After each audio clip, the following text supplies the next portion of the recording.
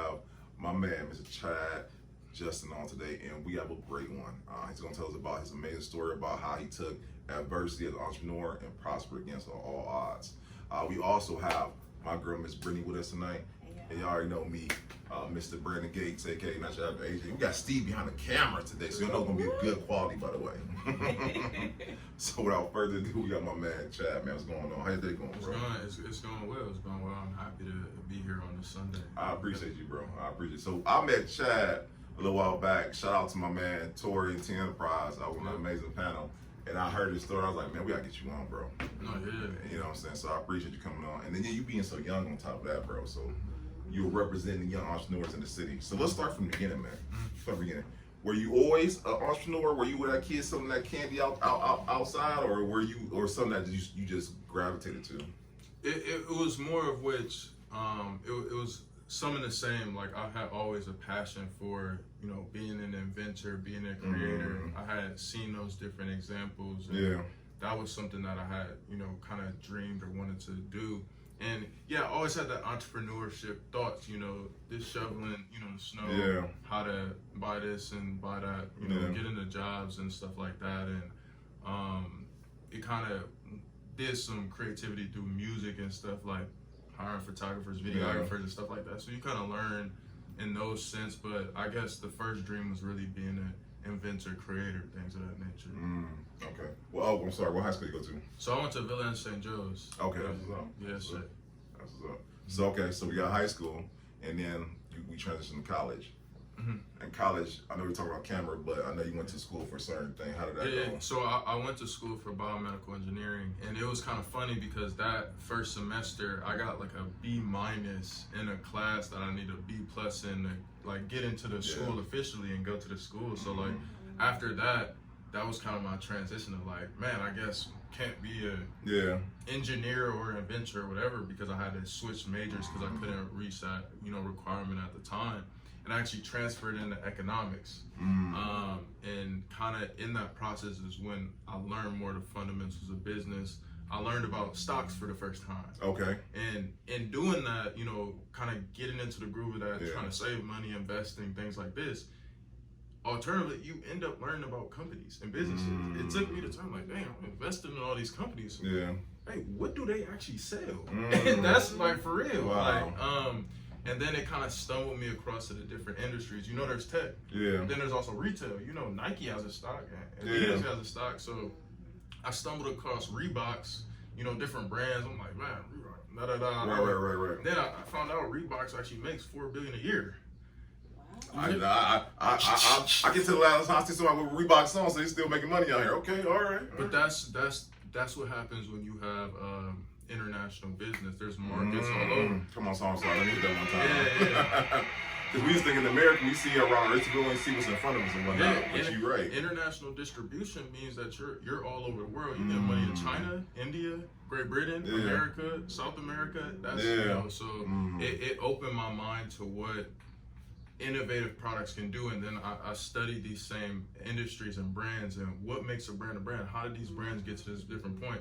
So for instance, Dell Computers, Dell Computers, he started in the college dorm room putting together his own kind of bootleg laptops and different things, and was able to kind of sell those to different companies at a cheaper price. Boom, launched his brand. Innovation, he found an innovative way to make a cheaper desktop version.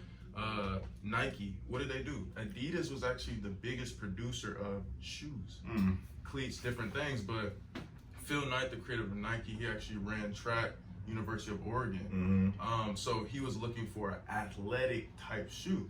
Nike came out and started producing the first tennis shoes, athletic style shoes. They innovated that market. You see, Under Armour, what did they do? We know what that is, but how did they get there? These are those questions you have to ask, and in learning that, you see how to grow. Under Armour, t-shirts.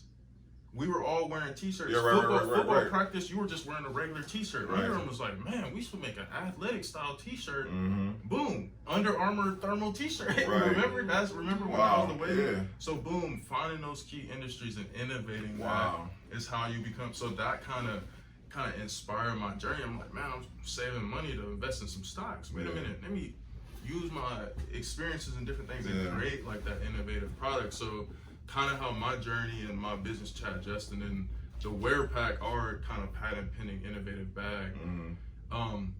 Sophomore year, I was going to Barnes and Noble's bookstore, bought all my books, had to cash out, was upset about it. You know, buying books it is an expensive thing. The college life, right? Yeah, no. So I was kind of went to the store, bought these books. That first day, I had class back to back. I was ready to get it. I left my tech in my dorm room because I'm like, I'm gonna focus. You know, I might have got a bad grade last year. You know, I'm locked in. But in doing that, I got to class and all the students had iPads and tech. And the teacher was actually like, hey, for y'all to participate today, y'all have to do this online survey and log in, Well, I missed out on points in every single one of my classes. Remember, I was prepared just to use the books. Right. But they started requiring a different thing, and I didn't have the apps or nothing downloaded. So then, but hit me, man, I'm carrying this big backpack, no tech. I'm like, wow, the world is changing. Yeah. How we learn is changing. Why hasn't the most essential daily accessory, the backpack, changed with it? Did research and found out that backpacks actually fundamentally have stayed the same the past 100 years. Wow. And what do we know that stayed the same 100 years except maybe like racism, you know, a different thing. But outside of that, we've seen a lot of changes, and that's how I realized from my research studying stocks that like those type of changes are how breathtaking businesses and things are started. So then I kind of set outside to create this innovation of backpack that accommodates to our active lifestyles. The fact that I'm running from class to gym to work, but also, you know, adheres to my need for technology. Allowing me to have, you know, boom, my phone, wallet, keys, my iPad, laptop on my back, but also being able to kind of break this bag down, you know, transfer the product to a whole nother, you know, separate bag, you know, and different things. So the need for that versatility and need for technology is kind of what adapted and, you know, started making me transition the product to these different things. So then I was using my economics class. We learned the process of manufacturing. So I went back to my dorm room, sketching, designing. Like I said, I had always had this creativity about me, knowing how to sew, knowing how to do different things. I learned how to hand sew in my second grade randomly because my mom, we did some aftercare thing when we were just sewing basically to just learn the skills. So I'm like, man, I've been designing in my room these designs this whole time. I try to actually hire an engineering student to kind of, because man, I didn't make an engineering school, and clearly that's what you need to develop stuff. So I kind of try to pay him to do it. He was not doing it. So I'm like, man, I got these designs. I got, you know, let me get some backpack fabric from Amazon. I sourced it to the dorm room, and, you know, over winter break, kind of put something together to what I wanted. I'm like, man, that's different. East Cleveland, Ohio, my uncle has a dry cleaners. So I reached out like, hey, I know you got a sewing machine. Can you teach me how to use a sewing machine? Told me how to use a sewing machine.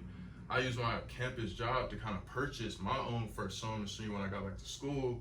I now knew the backpack fabric, sourced all the supplies on Amazon, zippers, fabric, pattern, all this stuff.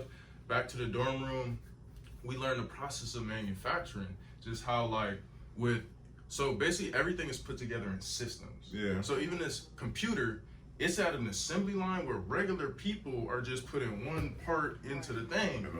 So if you can put out all 30 steps to make this and have all the pieces and just go in steps, you can put this together too.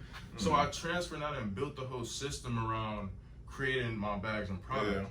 So then, you know, I kind of created that manufacturing system, kind of learned how to sew, YouTube videos, and started kind of building up and morphing that product from sample 1 to 15. After we got to that final edition, had some like friends, and we created 20 of those first initial bags, sold all 20, and that's kind of what got me started into kind of trying to find angel investment. Wait, tell me about this.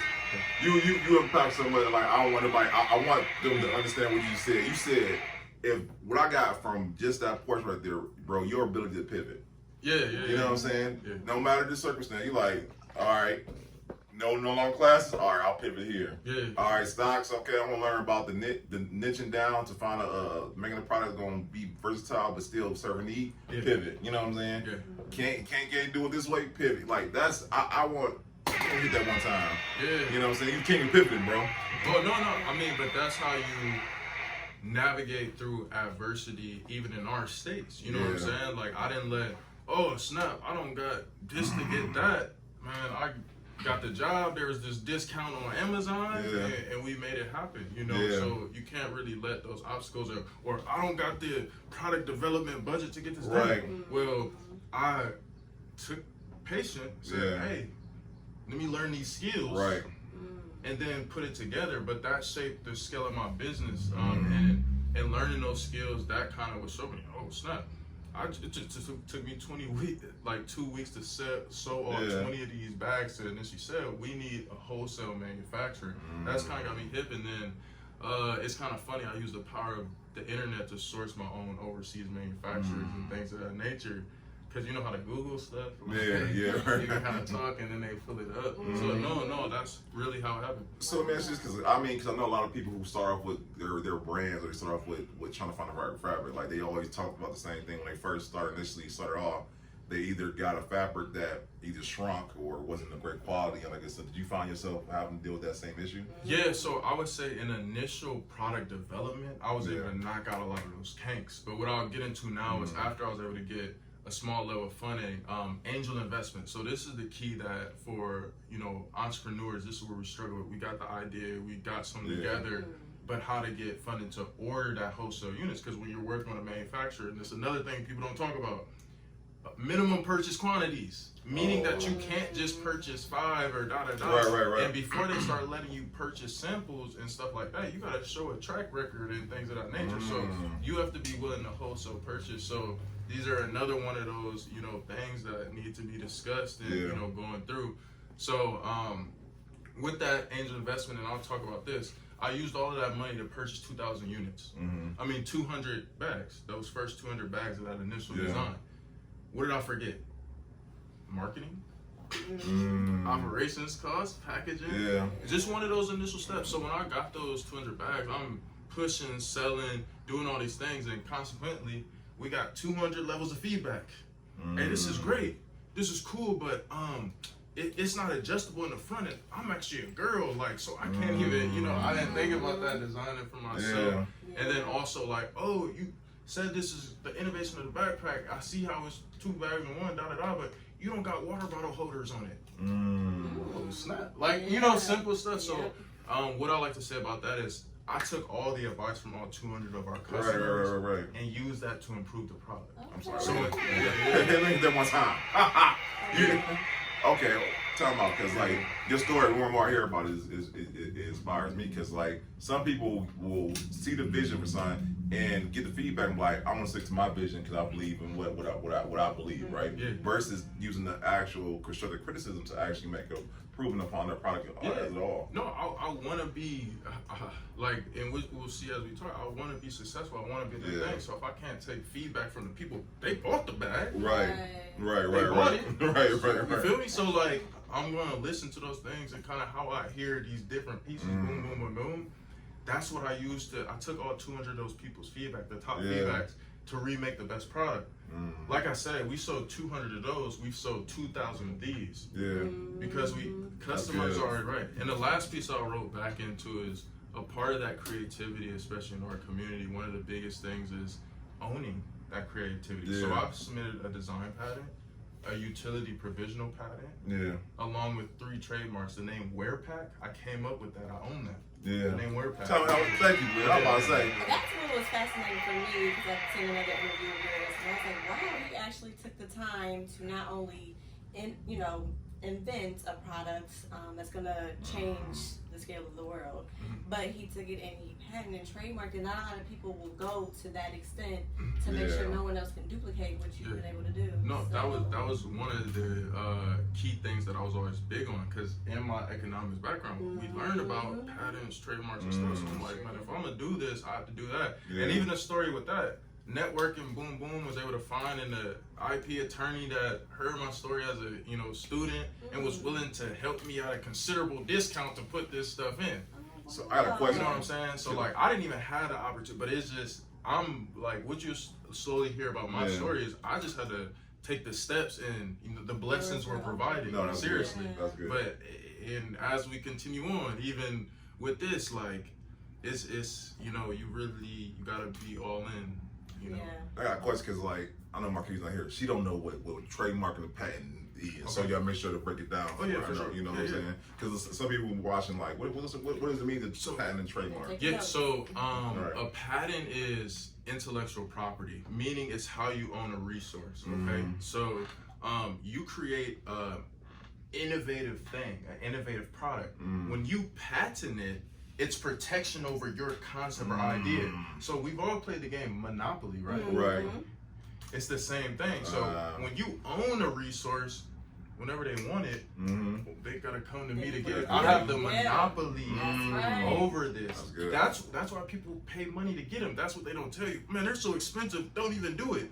But they don't tell you that if you actually get it, you own it. Meaning that if a big brand, let's say Nike or whatever, wanted to use my bag, oh yeah, okay, check off. I gotta check the box.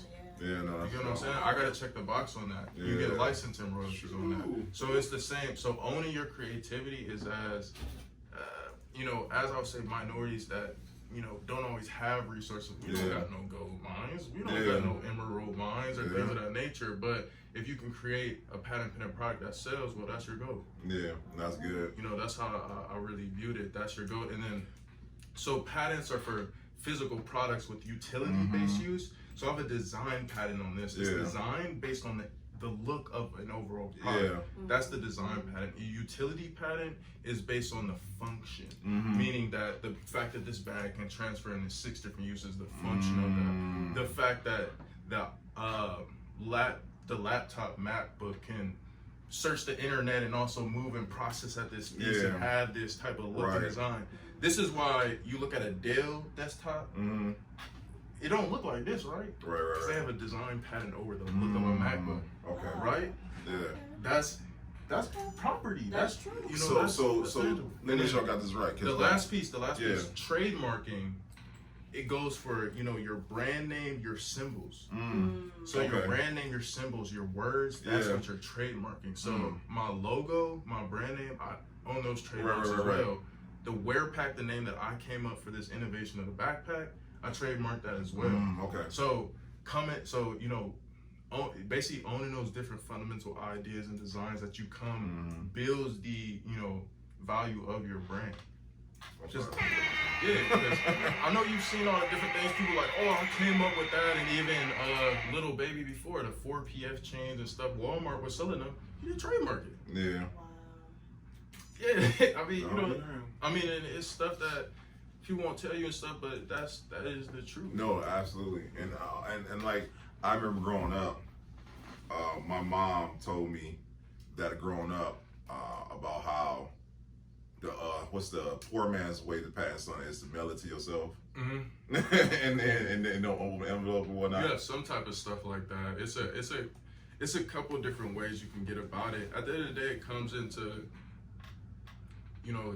just legal power and stuff of that nature, which holds people willing to explain that information to you to be able to pass that through and understand the stuff. People being willing to work at a discount or pro bono some stuff. It takes self-belief, to get those through. But like you said, there's other fundamental things. Same thing with contracts and stuff. We verbally shook on it, sent an email. Well, if you go to court, you got an email there that says, so you might have not had the full thing, but you have that record, and that's kind of the fundamental thing. So yeah, it's a poor man's thing, but at the end of the day, it just leaves more questions for the end when you're doing those legal battles and someone use your trademark, you let them run it up, and then that's when you kind of suing like, hey, you made this much money, I need double that. I need my ends. So you actually let them use it for something. So I'm guessing today you see somebody they got the utility they using your utility, the fact it's so versatile. Oh yeah, go ahead, run that up because I'm coming for all that. Yeah. Well, you didn't see the dude Nike. They let the one dude that was using the Air Force One's designs push so millions of units, and then they hit him with that letter. Hey, we need everything plus this plus that, and you already made it. So now we need it. Prove it out. So it once again, but this is why you need that backing, and you gotta study stuff and learn how to do it. What is the value of that? People wouldn't even know. Man, no need to get in that, especially if someone big already takes it, not knowing that. Remember the super soakers, right? The person that invented super soakers was a black man, right? Oh yeah. And they, you saw the court dealings, right? He got $800 million.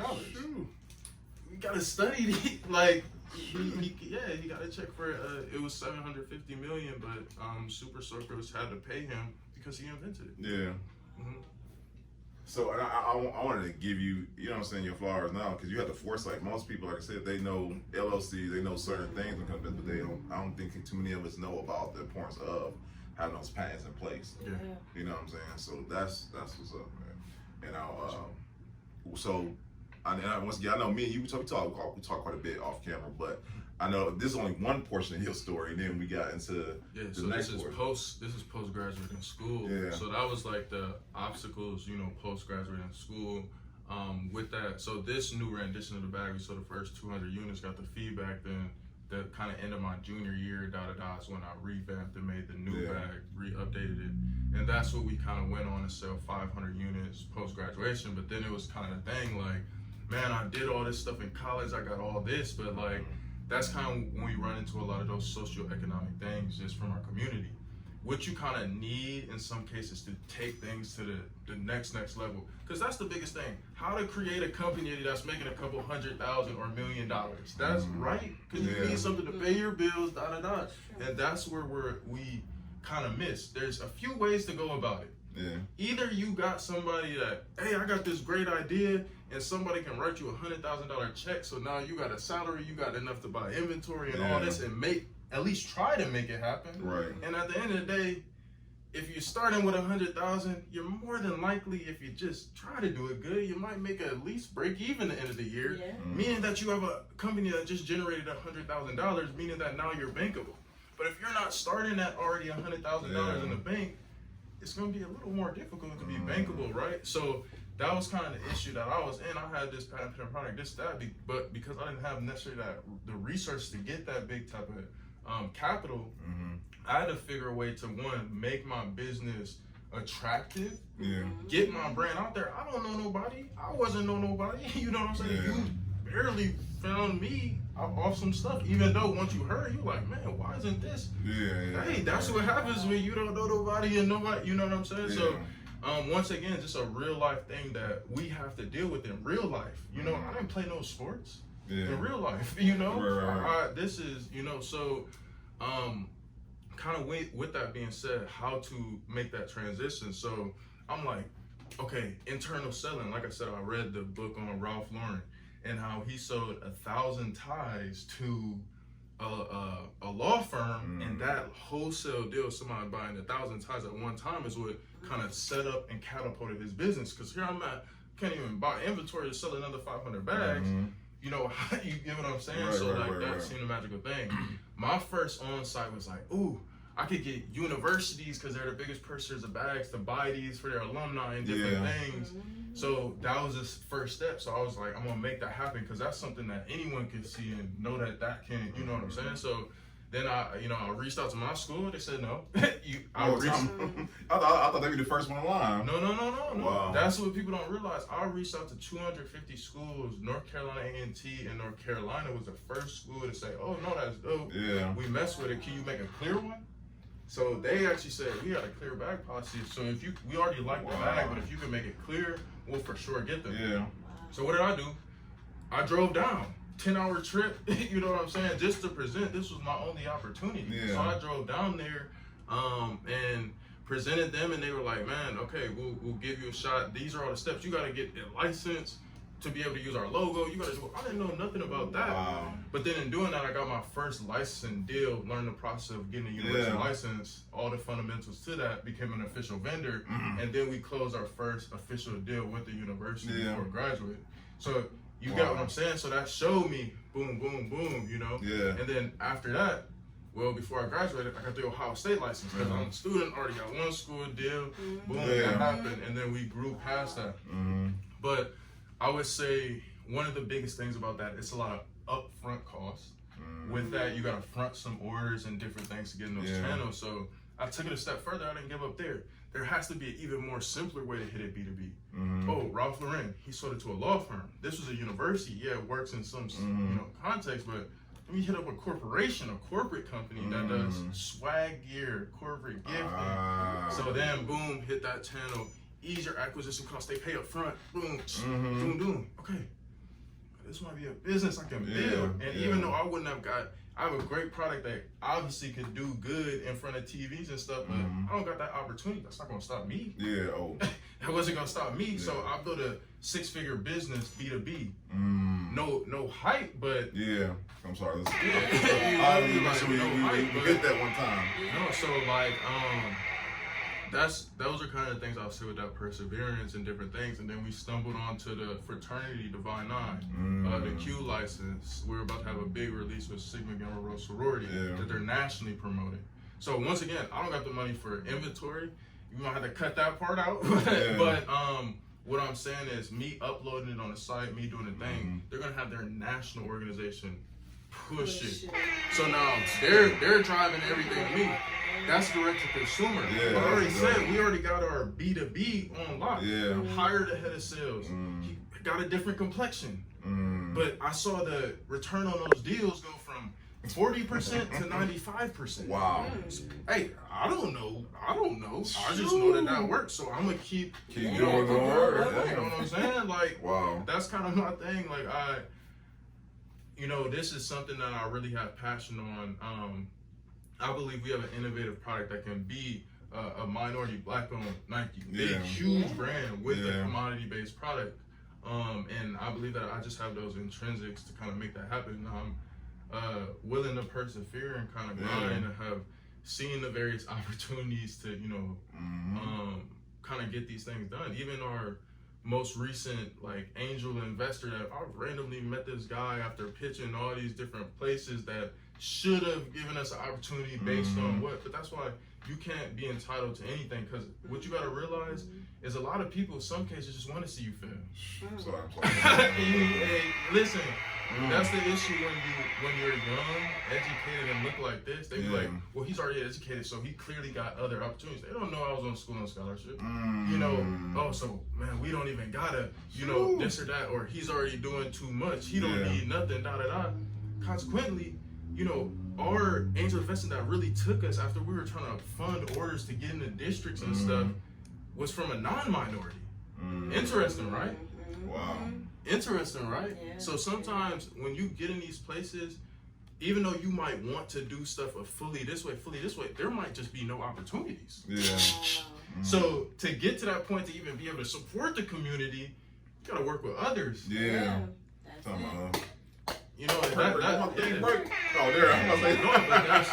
That's a real life lesson I to touch on those people, but they wouldn't help for whatever reasons or whatever, but someone that I was like, man, they would never. Actually, this is amazing. Boom, and for higher evaluation. Shoot. So time out, bro, because you said so many great things just now, and I don't want people to go ahead. You know what I'm saying? Because the fact that you just said sometimes we want to be so intrinsic on being minority based, but unfortunately sometimes it be the people outside of our community who support us, they help us elevate our business as a whole. Because sometimes with the gatekeepers, people that actually got us and make it, you might not fit what they want to see, so you're not getting help from them. You're not. So it's and that's the truth. And then just being willing, I would say, it's definitely faith, having your reasons for why you're doing something, and being willing to continually learn. A lot of the stuff, what you realize is that, with the new opportunities that we've had outside of the state and different things with people and resources, it's crazy. Some of the advice that they've given me, just now knowing me, has allowed me to completely reshape, grow my business, become efficient, all these different things. I had to go outside the state for that type of resource. So nobody could tell, nobody was trying to keep it, nobody was saying stuff that could have changed the whole trajectory.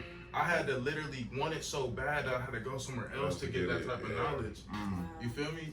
And that's, so believe it or not, that might have been a reason why some of them resources didn't come. But dang, y'all couldn't have even let me. Yeah, right. Yeah. You couldn't even give me the feedback to get there? Yeah, that's true. Dang.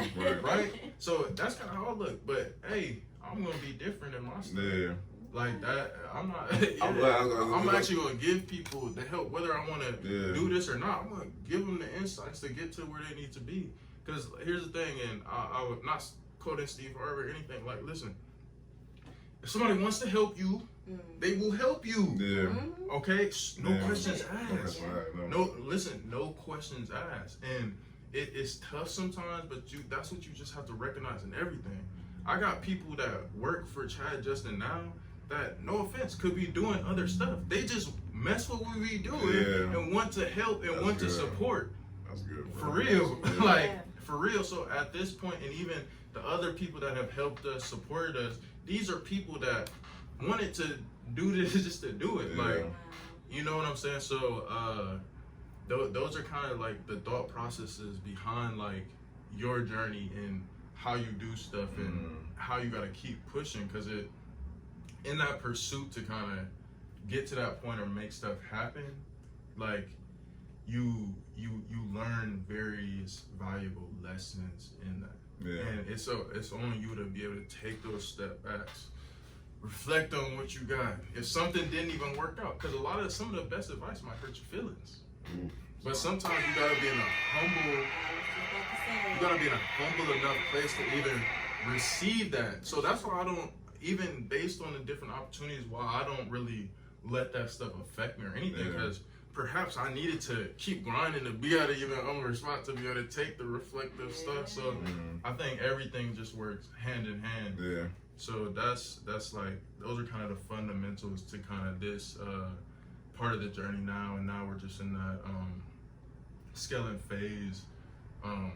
Just kind of getting the right critical feedbacks, building a team. You know, how do you build a team? How do you pay yourself salary? How do you onboard people to make you more money and pay them to make an incentive to happen? These are those scaling things that are just not talked about. How truly to scale, like, and no qualms. Sometimes in a service-based business, I got a restaurant. Oh shoot, open another one. This is different. Right. You know what I'm saying? So like with every business, there's, you know, kind of different complexities about how to sell, how to find, you know, what sells, you know, how to do things. And now we're expanding our model. So to get to this point, to really build it and make it happen on our own, to grow it without nobody say, we had to hit the B2B. But now we're getting the opportunities to grow that direct consumer online sales through strategic collaboration. So at first it was with the universities, we had to put all this up, but then we found out some organizations you're able to work a certain deal in which for a nicer percentage for them, they'll do all the marketing promotion. They'll do that. But in reality, if you were only gonna sell 100, 200 units that year, but now they're gonna promote it to a whole base and you sell 6,000 units, you know what I'm saying? You gave them a percentage, but man, hey, you come out winning. 80% of that is better than 100% of $100. Sometimes I don't want that to go over people's head, because people get hung up on those percentages, right? And they're thinking, well, I need 50% on top, right? And I know, and like you said, you got to think about it from all different angles. This is a bigger play that's going to help you out in the long run, versus just a short term of like, no, I'm going to try to get money all front. No, no, and that was kind of things with this, because like in my business, it's all wholesale, and even with the various universities, like even Ohio State, just to some milestones, I set up, hey, we're going to sell some bags, they're going to purchase these, this is going to work. Even though that's not like we still obviously sponsor and do wholesale deals with, you know, associations and stuff like that, but it's not our focus, but we still made that happen. Like we're able to do various internal wholesale deals with Ohio State in different capacities. So like I said, you know, those relationships do come back and their support in different angles, but in this pursuit, just because you might get a no up front, you shouldn't stop, because that no, I got another yes that in a year and a half made that no a yes. So that's also the art of business. You know, if you know, hear anything, a no now could be a yes later. Thank you, man. No, that's good. Like you were like dropping gems like left and right, bro. Because like you like giving like a class right now on scalability, on how to leverage networks, on how to leverage business. You know what I'm saying? Like you're giving a master class. I don't think people are understanding what they're all hearing right now. No, I mean like a lot of my things I've had no choice. Right. But that is the true pursuit of entrepreneurship, I'll say, for a lot of minorities. It was make it happen in college or it's not happening. Like that was kind of the thing. Like I don't, it was make it happen, or you get. And yeah, I was getting a degree to get a job, but that's not what I wanted to do. So you have those short times where you have to focus, you have to make it happen, and use the resources around you. Like I said, I used a campus job. I was making eggs in the morning. I was cooking hibachi at night. So I don't do that now. You know what I'm saying? So you gotta be humble to be able to do those things. Work that to quit the Uber and all that, to save up money while I'm going to school to do this. The Amazon, all of that. You know, that's in real life. This is the story of what happens when you don't get the Shark Tank stuff. You gotta get it a different way. Right. It's possible. You know what I'm saying? Right. Just in other aspects, just to touch on that, and seeking, resources and different stuff. How I got the capital to get from here, because that's what we're saying. I started submitting to every pitch competition, grant competition, all over, and I happened to win the Cleveland Futureland. Okay. So Futureland last year. South Asian team. Yeah, Futureland last year. They did a pitch competition. Finally got an opportunity to pitch for something where, you know what I'm saying? Yeah. Boom, won $25K. That was the most I ever received for anything. Like I have been grinding.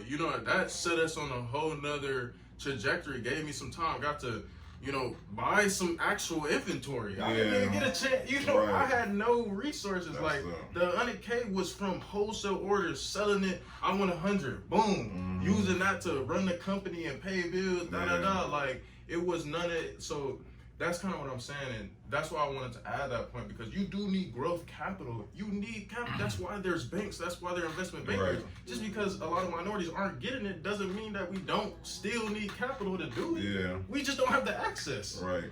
You see, we still need it. So like through that opportunity, that was my first opportunity. Accidentally got in, won it, and won. Because I have been getting denied from all the other ones. So, shout out to the city, shout out Mayor Biv, Futureland, Aisha, all them for doing that. Because for me, and that's kind of why my story. If not for that, I'd be out of business. Yeah. Straight up. I let him get all the way real. He's like, hey, that's true. But that's because I kept grinding. Yeah. Applying for everything. And then boom, 2 weeks after that, got in the Cleveland chain reaction. Yeah. Didn't win first, went second, got another 10. Yeah. Boom. 35 in startup capital to now grow, get some student, get stuff, make a little more time to make that happen. These are all because I, you know what I'm saying? Just applying stuff, because the opportunities will open, and not even getting the last thing, because in any scale of business, when you're trying to scale and grow, there's various investment things. I had to learn a lot about cash flow strategy, how I was doing stuff. Once again, minority entrepreneurs. Because we're at a disadvantage, we like to do a lot of things that are very flashy, that are very cool. Oh, that's dope. That's cool, man. That doesn't always mean it's making money, for real. So you learn how to separate that. You could test some stuff, but at the end of the day, if it's not making money, you gotta cut that stuff. You know what I'm saying? And that's not to downplay different dreams or things we have, but how we go about stuff, since we don't have the opportunity to invest a ton of stuff and this not work, we have to be more, focused on that realize that you might have to build $1 million business behind the scenes instead of investing in some stuff that might get you the publicity, but it's not making up for you, if you get what I'm saying. Like, is it just for some big opportunities, you're putting up more than you're receiving just for the flash, which is cool sometimes, but what's cool, like I said, is not always what pays the bills. What's cool always is not what, pays the bills. So it's, I would say one of those is, key. And then also you have to be in a position to do good. So another one of the you have to be in a position to do good, so meaning that if you're trying to touch so many people that you go out of business, it's a lot of broke people at that point. You know what I'm saying? And no pun intended, but you have to be in a state to be able to bless. So you have to be in a position that, man, I'm like cool and I want to touch, but understand that investors do not care about that. You know what I'm saying? And other people, and even my bills and pockets don't care about that. And here's the thing. So, not saying you can't help people, but that means that you have to find non-monetary ways of acting and supporting until you are in a position of providing monetary ways. You know, we just can't get stuck into that because we do want to help. Trust me, I see all that all day. You know what I'm saying? But you find ways that you can help in your own way. So we've had to switch, change, do things, still making an impact. You know what I'm saying? We got our student design programs that we, you know, make sure everyone, we have like different subsidies and things to put in place. Right. Other people's stuff. You feel me? Right. But we're still providing that same benefit, still speaking. So, you know, adapting to different things. And then last but not least, cash flow management. Cash flow management. You gotta learn how to, when you get this, you save this. This pays the bills. This is running. You pay bills once a month. You know what I'm saying? You're not just sending out payments every week. You gotta keep that cash flow. Stay cash flow positive. Anyone on your team, nobody gets advances. Salary. You work, you get paid. You know what I'm saying? These things, because sometimes you get money in, hey, I need my 5, no. You get that salary. 2 weeks later, you get that other piece. Yeah. If you keep working, that keeps going. If you don't, you're not there. Right. There's nothing wrong with it, but we gotta learn how to run effective operating businesses that are sustainable and grow. Because if we don't do that, you're not helping anybody. Right. You're not giving no generational wealth. Giving somebody a business that's going out of business that got $200,000 in debt, you're not helping nobody. You're not helping anyone. You about to bring my button, man. Well, no, I was about to hit because I mean, too often that's unfortunately what we see, especially in minority-based businesses, bro. That non-scalability, and then also, like you said, not having systems in place, and not having things like you said, like you're saying terms that I feel like they teach in college, bro. Because I don't think a lot of people know about cash flow management. That's not something we're privy to. We know. Let me create this LLC. Let me sell this chicken dinner. And hopefully I'll make a profit. And if I make a profit, cool. If I don't, all right, I'm just gonna quit. You know what I'm saying? Yeah. And 9 times out, even with my business, like, cause I was doing so much stuff, I'm like, man, we're making money. How is da? Yeah. Oh. Cut. You gotta be able to analyze, like, dang, that was hard, but $100. Wait, $1,000. Oh, keep this. Yeah. But that, you know. But on a long term, think about that. If the thousands that you were making, if you were breaking that off just to stimmy some stuff that was not supported, that 1,000 is gone. That's zero now, and you got a ton of stuff that didn't make any money. Right. When you could have, the 1,000 just sitting there stacking. Cash flow management. You giving a whole math class, bro. I hope to take notes because like he really is like this is essential stuff that I feel like is a make or break. You know, a lot of business out there. It is make or break. And once again, when you're already starting without the recess, you can't get a loan. You don't got no angel investors, meaning that you gotta be on your P's and Q's. You gotta prove concept because you gotta show the P and L's and all that good stuff. Exactly, and that's kind of the thing, and that's kind of what I've seen from the different things. All of a sudden, well, they can they just raised $200,000. Well, obviously they're gonna have something to show in that balance sheet to go get a loan or something. You know what I'm saying? That's capital in the bank. I can leave that there and not even use it and leverage that. You know what I'm saying? And once again, like it's, you know, we talk about these things as access to capital and these different things, but in reality, these things are so fundamental that once again, if somebody wanted to help you, they would. You know, if somebody wanted to work with you, they would. You get what I'm saying? Because like, trust me, them smart people didn't get into that place by not thinking of stuff that I just told you. You get what I'm saying? You're right. They know. Okay. Yeah, like they know. All right, because I feel like all right. So I have a question for you, because obviously you have not saying make sure, but you have the know-how with the business. What kept you motivated on times where even having the mindset and having the skill set, what kept you motivated in moments where the spreadsheet was looking fine, but this was looking great? You know what I'm saying? What kept you motivated in those moments? I mean, just the true passion for what I'm saying. Like, I truly believe in this. This is something, like, not saying it's like live or die, but like, it's some things that I'm just not going back. I'm not like, so whatever that means. Oh, I gotta go to a different city. Oh, I went to a different city. Yeah. Right? Yeah. For real. And like, for real. If I had to make that connection, I did. Yeah. And I would, So it was, I don't even think about, it's just like, you just gotta ride around. I know where I came from. I know, the sacrifices, different things done. I made it this far. I looked at my classes. In my classes, there was 2 black people in a whole major. You know what I'm saying? So I'm the only one clearly getting this knowledge. So what do I look like? Come on now, I'm sorry. Not take clearly. That's where my button. It's not a button that lady. Clearly, there's a reason. Yeah. You know what I'm saying? They tell people, oh no, this is not worth it. It's not about that. You need knowledge to be able to apply stuff. If you don't got knowledge, if you don't know how to do these certain things, well, it's a shadow across your face. That was always my biggest thing. I had these ideas, but I didn't know how to do them. Yeah. I didn't know nobody. Oh, who could I talk to? Nobody. It was so I had to start caving for resources and different things. The more resources I started seeing and I started learning. Yeah. Well, I know this can happen because I studied Ralph Lauren's book. I studied Billionaire's books. Did exactly and saw that it was possible. Saw the different angles and made it happen in that sense. So now I look at it right.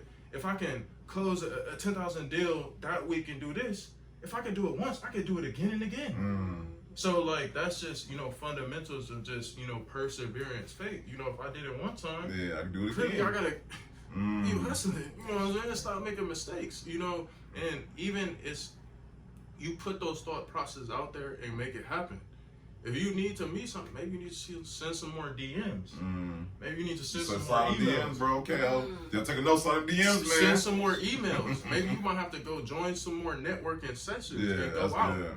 Like it was a lot of them things in which like it really took me going the extra mile to make stuff happen. Even so, we got a small micro loan beforehand. After I got denied from all the banks, I found out about CDCs, community development lenders, meaning that people that will give you smaller loans without having the same requirements of cash flow and different stuff. You just have to find a couple pieces. Well, I only found that out by reaching out to, one organization that didn't respond, and then just woke up at 7 a.m. and was like, man, I'm gonna send this again at 7:30 a.m. The dude happened to be an early riser, got back to me, we set up a meeting, boom, pissed him. Hey man, this is brilliant. I actually can't help you. I can't do this, but here, take this number. Boom, boom, boom. Claude, hey, okay, yeah. Set up a meeting, boom. That actually ended up working. But you get what I'm saying? Right, the connection led to another connection. They didn't answer. How to just say, boom, keep going. Didn't answer. They couldn't do nothing for us, but he used to work at a place that could at this point, and then had to push, boom, boom. You get what I'm saying? That's good, bro. And like, so, and even with that, you gotta, so what I'm saying is, if there's a will, there's a way, and that's really what it comes down to. And if you like have knowledge, at the end of the day, I could have chose to just get a regular, job, right. Just at a bank, just doing that. But, and there's nothing wrong with that. There's nothing wrong with that. But I also recognize the, opportunity I had to make something more to inspire more. Because if nobody takes these steps, clearly it's not gonna happen. That's what I kind of started to realize. Like, if not who, then if not I, then who? And bruh, for real, no, seriously, to the point that. Not even saying that, but even in Columbus and different things, minority entrepreneurs, they're trying to tap into me because there's nobody else. There's nobody else. You're showing like this is what's possible. There's no one else. You're leading the way, bro. So it's good, in that kind of inspires me. And why our social mission was huge. Me just talking to the kids and students, even at my place now, just seeing that and oh my goodness, like I didn't even know. Like, well that, I gotta keep going. Yeah, that's good. I gotta keep going.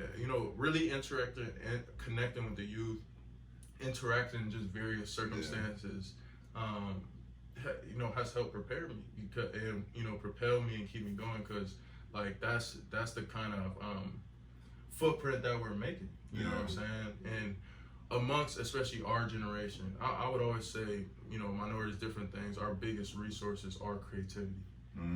What happens is we don't own anything. We don't own none of it. We make songs, nobody even owns their copyrights. Nobody owns nothing. Somebody else did. So, but imagine if people that create freely with nothing just own that. You know, just all I can do is lead by example, though. Yeah. You get what I'm saying? Like, I'm not saying this for a reason. If I, you know, not even that, but I happen to actually own my stuff. Right. Not, you know, this in real life.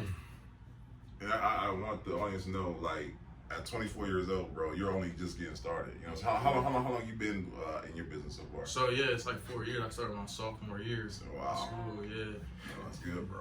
That's good. It's there. So, and then with that being said, I want to segue to one of our third questions is the future, bro, because you're only at the like you're only the beginning.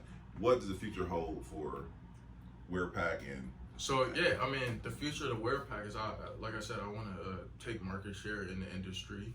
You know, like if we get our. Trying to give Jam Pack a run for their money? Oh yeah. No, for real though. Like if we get our way, then you know the next generation of students in 20 years, so they want WearPack. That's the key. I just want more batteries, man. No, that's the key. That's you know, that's the next generation, and that like we build, you know, very large, very successful, you know. And now, like I say, we, because it's not just me. You, what you understand to really get to that point, it's more. That's Mark good. Zuckerberg, Facebook, with 61 billion, he only owns 24%. 24% is billion. It's different. You ain't never lie. But then again, to get to that point, what do you need?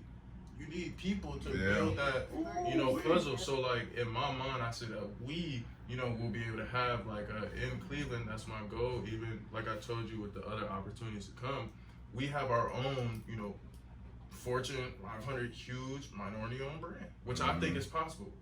I think we can be the next Under Armour. I think it could be the next Nike. I don't believe that it can only be white people that can own big brands or Fortune 500 companies. That I don't believe that. I believe that black people can. Not saying that we don't have some, but I believe that there needs to be one in every industry. Right? Exactly. There we go. So, come on, man. Yeah, I know there's one or two in maybe real estate or something. But I don't know who they are, and they definitely not doing nothing here. Right, exactly. And, you're right. And outside of that, it's even Beaverton, Oregon. That's the headquarters of Nike. They employ 38,000 people, high-paying jobs.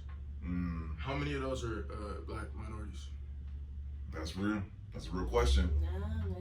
Phil Knight. but in the grand scheme of things, all those high-paying jobs, what would that do for? Isn't that what we're missing now? Yeah, you're right. But so like that's the true, you know, I was an economics major once again, like that's true economics.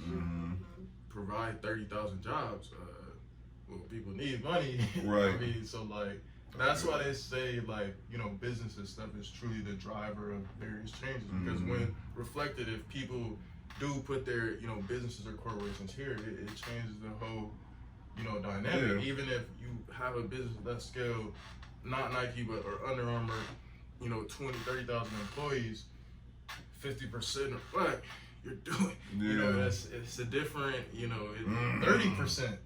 What Fortune 500 company we know that 30% of the people, 40% or none? None. Right. Okay then. Those are my reasons why. Yeah. Dang it, buddy. Hurt. Because like when you sit, I'm in my head, you're right, I don't know any minority, or even 20%, let alone 10%, if I'm not mistaken. Yeah. And that's crazy to think that those are real statistics that we in 2023 we have not yet reached. Yeah, because aren't we investing all of our billions of dollars into stocks? We don't own any of those companies. Right. That's true. That's real. None of those companies employ majority black people. So what are we doing here? No, you're right. That's just, bruh, like, that's just the real. Well, I'm glad to see the future is bright, my friend. With people like you at the forefront. So that's what I'm talking about. So, I do want to get into our stable questions. All right. And I know we talked about it on camera, but I did want to talk about it on camera. And I asked you, well, everyone already knows the one I'm about to ask, but as y'all know, our podcast was built off the idea of uplifting people in our city, right? Yeah. But unfortunately, it was built because of the stigma of people in our city saying that we don't support each other. So what, in your opinion, is a way we can help break that stigma? I think the helping breaking the stigma is truly just things like this. You know, me, you know, I took my time to go to events and network, and then look what happened. Boom, I was able to meet somebody that I want to support, you know, boy, that, you know, wants to film. So it's like, part of that is the people that actually want to see that change, like you, like me, well, we got to get outside as well. You know what I'm saying? Like, you can't say you want this, but then chilling in the house and not doing nothing, right? No, for real. So meaning, I want to da-da-da. So maybe you should be going speaking at some schools with some students. Maybe you should go support all these various events, and then they see you there supporting, and now they want to support you. Right. So like that's kind of my thing. I'm truly big on. No offense, but like I do value what other people are doing, but I focus more on what I'm doing. You know, so it's like. If I'm not, you know, all I can do is make sure I'm supporting, promoting, and helping as many people in the community, and hopefully I can just lead by example in that way. You know, I at this point, especially with me having to move at this young age and work with people twice my age and have to deal with stuff, I'm like, bro, like, please, can you just act older than me? Like, you know, and just different stuff like that it had to make me realize that, man, like, I can't, you know, shoot. At least me, myself, is gonna, you know, try to lead by example myself. You know, and make those, you know, various, you know, efforts on my end. And hopefully it leads to, you know, other stuff. I'm gonna support as many young, you know, minority entrepreneurs I see in Cleveland. I'm gonna be reposting, you know, dishing out this and that, setting them up on programs. There was other pitches that, no, I'm not gonna do that. You do that, bro. So you can get that. You know what I'm saying? Because I know that I can. My business is generating the leads now, so you might need that to start. You feel me? So like, I'm not gonna touch that. That's in real life. In real life, because like, and once again, hopefully through doing this in real life, the people that I touch, man, that he actually helped me from Cleveland. That was the first. You know what? Let me help this other dude. That's how you catch on. Because the people that are not doing it, they had to deal with all this different stuff, you know, gatekeepers and all this, and now they're being exactly who they saw. They're only following by example. You ain't never lie, bro. You right. My bad. But I didn't want that to go over their heads because I think that's one of the best answers we had this far. I know I said it like every time, but keep upping the ante though, Steve. That's good stuff right there, man. No, I love how you said that, and I hope that when people, I hope when people watch this podcast, they see that, hear that, and like, okay, I want to follow that example. So thank you for that answer, bro. Yes. Okay.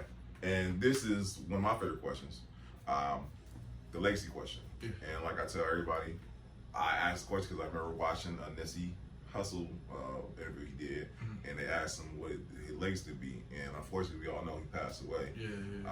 But not only did he hit that goal, he surpassed that joint, right?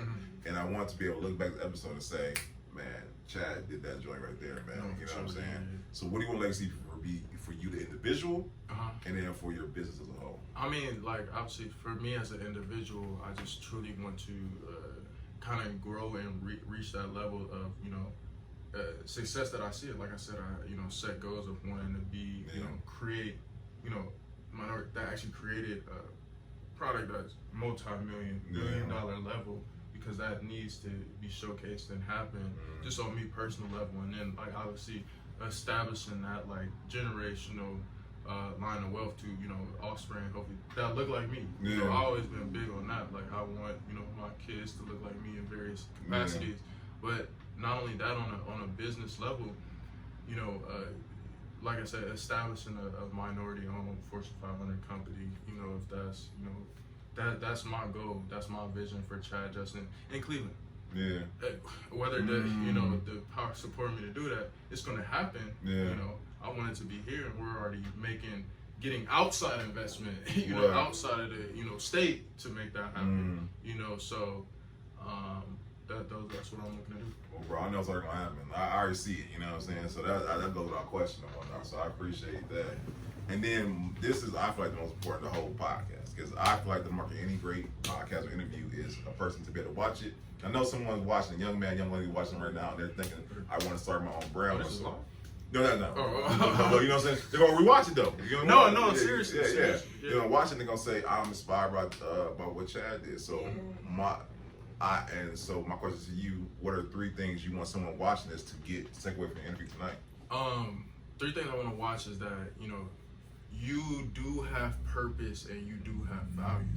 1. Dang it, buddy. You right, bro. No, yeah, you do have purpose, you do have value. And 2, I would say, you know, nothing worth having comes easy. Yeah. Good things take time. Great things take time, right? That's good. And then 3, you know, not even to talk on J. Cole's terms, but love yours. You know, you really gotta value. My favorite song. Value you gotta value the people around you that are pouring into you and loving you and supporting you regardless of what is going on. Because what I would say is like, that is truly the solace. Those are the people that you really do it for. You know what I'm saying? So like, make sure you love yours, because when you get attached to, oh, I'm trying to do this just so I can get a nice car to get that girl to like me, or, you know, to get someone else, or I gotta get this now so that somebody will mess with me. That's not gonna hold. That's not no reason. You're doing that for other people, other gratification, and even if you do make it, you're not. Damn, it's not worth it. You know what I'm saying? That's good, right? So you gotta make sure that you are grounded, you know, fundamentally, spiritually, whether that's, you know, God, faith, whatever, religion, That's a part of, you know, loving that body, loving that environment, staying true to yourself, staying true to those people that have supported you before that, you know what I'm saying? And that's one of the, I would say, you know, blessings that I have. I got people that, not saying they don't care what I'm doing, but like I said, they're supporting, not even getting paid for you know, it's just different things. Not saying that we're not trying to pay people, but like, meaning that they were here before and they want to support and see. Want to check on me. Hey, you good, dude? Like, you know, you know what I'm saying? Right. And at the end of the day, man, that's really what it's all about. Like, You want to shut them out real quick? Because I want to start doing that in the podcast. I want to be able to get a chance to shout people out that, you know, that support you. You know what I'm saying? No, yeah. I mean, we don't have to get into detail because they know who they are. There we but go. like, what I'm saying is like just real people that have That's like good, supported modeling. That's good. You know, photo shoots, editing, reposting. You know, connecting me with deals that I closed that they didn't even, you know, just different stuff like that is real. That's what I would say is the real love, the real support is what really makes it happen for me. The real ones, the real ones touch. Like, we really are able to really impact some of the kids and communities. Like, I always give out free bags and different stuff like that. Just a lot of sometimes have never even, you know. Never got nothing. You know what I'm saying? Like, that was something back when I was playing sports and stuff. I remember the team got a gift. I was almost in tears. Like, dang, I had never gotten a gift from nothing. Like, that's how some of us really grow up. You know, like that's you know. So like, those are those things. So like, shout out just to people that are supporting like just the real work and the real growth. You know? Thankful. I'm thankful. Seriously, I'm doing what I truly have passion for this. Truly, like one last time for one time. That's good stuff, man. True. All right, and this lastly, where can people reach you? And when they reach you, let's say someone has a question about something in Scale Up the League. Are you mentoring others or whatnot? Yeah, I mean, that's kind of the thing about me that I would say, like, even karma and different things. But you reach out to me, I'm gonna respond. You know, and that was just always the thing. Like, I'm actually gonna respond and send you that resources. Whether you wanted to hear the advice I give or not, that's on you. But I'm definitely gonna reach out. But you can find us at CHVDJustin, and our website is chvdjustin.com. So it's Chad Justin, but the V instead of the A. So chvdjustin.com, or our Instagram at chvdjustin. And yeah, I'll respond. Send us a website inquiry. Send us a email inquiry. So our email is chvdjustinllc@gmail.com. Yeah, you can find me there on Instagram, YouTube, TikTok, all the different things. Oh yeah, we got a 15% off discount code CLE, all caps, CLE, 15% off discount code for everybody out there. So reach out, connect, let me know. Listen, I had a show notes so y'all can get y'all bags. Get y'all bags, okay? Yeah, for sure. No, listen, we appreciate you, bro, because this has been an awesome interview. Part 2, maybe we'll see you at a pitch competition or something, you know what I'm saying? Sure. You know what I'm saying? So, yes, no, we appreciate you, bro. We can't thank you enough. No, thank you. So, what they say, we gotta pay some bills, right? Let's pay some bills. Listen, guys, it's here. Podcast creation, basic training, we're doing it. Sure. You know what I'm saying? We're showing you how to take your podcast from conception to actual systems, like I said earlier, and then turn it into actual money. Yeah. Episode 130. That means there's 130 episodes. We are showing, we are supposed to prove, guys. Yeah. Now it's time to show you how you can do it yourself. 2 days, guys. That's how much information we got for you. It's gonna be chock full of great information from people actually doing it. And it's our team. We ain't following nobody in. We ain't doing all that. We homegrown doing this joint, and we showing you authentically what we have done and what we can do to help you with yours. So listen, get your tickets. We got limited seating left. So please get tickets soon so we don't yourself. Yes, I'm sorry. Thank you, Brittany. July 15th and July 16th. Thank you so much. Yes. Also, September 23rd, Beer and Wine Festival, Kane Park. 2U Wines is having the greatest events of the summer. You know what I'm saying? The family cookout that you didn't think you were invited to, but you are now. You know, we're gonna have wine, we're gonna have liquor, we're gonna get turned up in a classy way, you know? So wait for that link to come down, guys. It's gonna be a good time. It's gonna be a great time. We can't wait to see you guys there. Yep. Missing anything, y'all? There's everything? Okay. Listen, guys, I want to thank you guys for once again making it so we do our passion with this podcast. Y'all come out every week and get a chance to see great people like my man Chad or whatnot, and it's also a great time. I learned so much. Y'all think I learned so much. Took us back to school. Yeah, exactly. It's like free college. It's like I tell you about a heartbeat. You want to go back to school? Create a podcast. You know, we learn so much. You learn it every day. Absolutely, and pick somebody's brain too. Like that, you know what I'm saying? So listen. It's a great opportunity. I thank God for it every day. So I'm truly grateful. I'm grateful that not only it's something we can do out of the passion of our own hearts, but y'all actually watch. It's not like it's just me and Brittany watching or Steve watching. Y'all actually watch out every week. So that goes to show that we must be doing something right. Yeah. Okay. And once again, it's grateful for the opportunity. And we love that y'all support us in that. So episode 130, guys. We'll see y'all next week. All right. Peace. Peace.